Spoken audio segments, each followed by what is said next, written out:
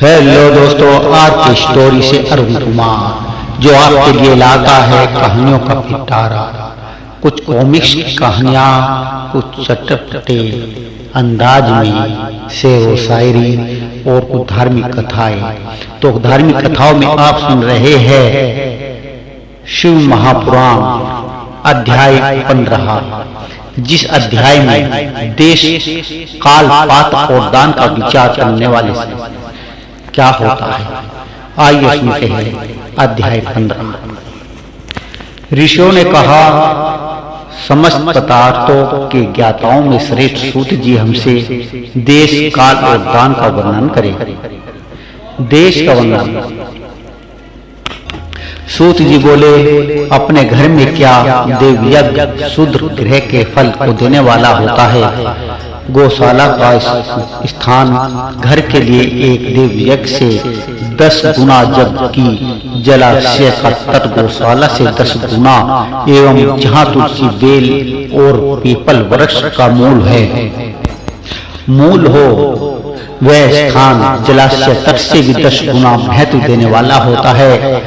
देवालय उससे भी अधिक महत्व रखता है। देवालय से 10 गुना महत्व रखने वाला तीर्थ भूमि का तट उससे भी श्रेष्ठ है। नदी का किनारा तथा उसका 10 गुना उत्कृष्ट है तीर्थ नदी का तट, जिससे भी अधिक महत्व रखने वाला है सप्त गंगा का तट, जिससे गंगा, गोदावरी, कावेरी, ताम्रपर्णी, सिंधु, सरयू और रेवा नदी आदि है।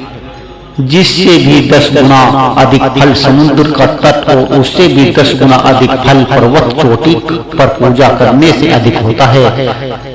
सबसे अधिक महत्व का स्थान वह होता है जहाँ मन रम जाए, और जहाँ मन रम जाए वही देश सबसे उच्च कोटि का है। इसमें काल का वर्णन। सतयुग में ज्ञान, दान आदि से संपूर्ण फलों की प्राप्ति होती है। त्रेता में तिहाई, द्वापर में आधा, कलयुग में इससे भी कम फल प्राप्त होता है, परंतु शुद्ध हृदय से किया गया पूजन फल देने वाला होता है, जिससे 10 गुना फल सूर्य संक्रांति के दिन उससे 10 गुना अधिक फल द्वारा तुला और मेष की संक्रांति में तथा चंद्र ग्रहण में उससे भी 10 गुना फल मिलता है। 10 ग्रहण जो सूर्य ग्रहण में उससे भी 10 गुना अधिक फल प्राप्त होता है। महापुरुषों के साथ में वह काल करोड़ों सूर्य ग्रहण के समान पावन है, ऐसे ज्ञानी पुरुष मानते हैं। पात्र वर्णन।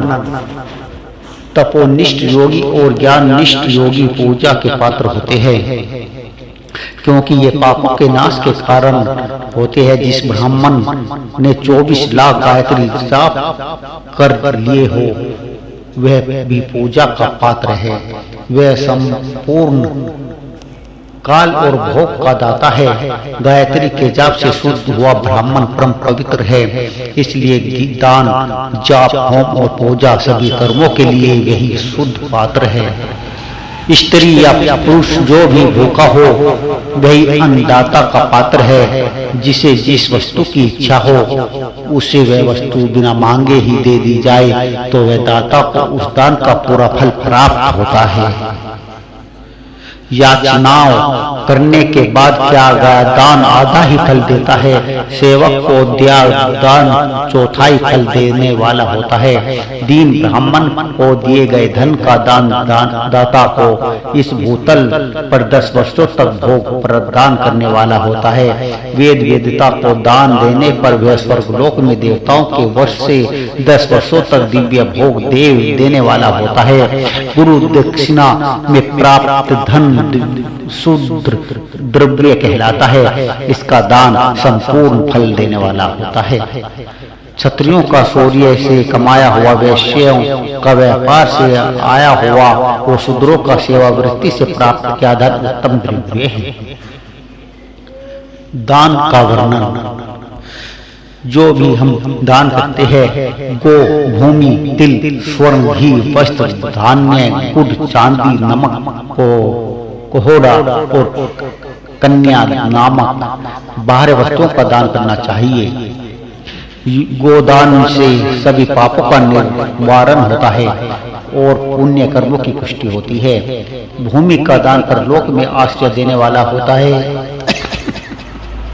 और तिल का दान बल देने वाला तथा मृत्यु का निवारक होता है।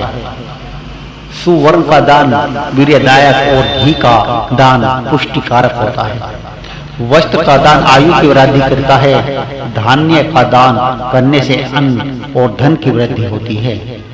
गुड़ का दान मधुर भोजन की प्राप्ति कराता है। चांदी के दान से वीर्य की वृद्धि होती है। लवण के दान से षड्रस भोजन की प्राप्ति होती है। कोहड़ा या कुष्ठमांड के दान से पुष्टिदायक माना जाता है। कन्या का दान आजीवन भोग देने वाला होता है। जिस वस्तुओं से श्रवण आदि इंद्रियों की तृप्ति होती है, उनका सदा दान करें। वेद और शास्त्रों को गुरुमुख से ग्रहण करके कर्मों का फल अवश्य मिलता है। इसे ही उच्च कोटि की आस्तिकता कहते हैं।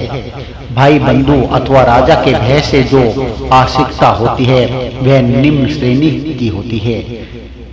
जिस मनुष्य के पास धन का अभाव है, वह वाणी और कर्म द्वारा ही भोजन करे। तीर्थ यात्रा और व्रत की शारीरिक पूजन माना जाता है।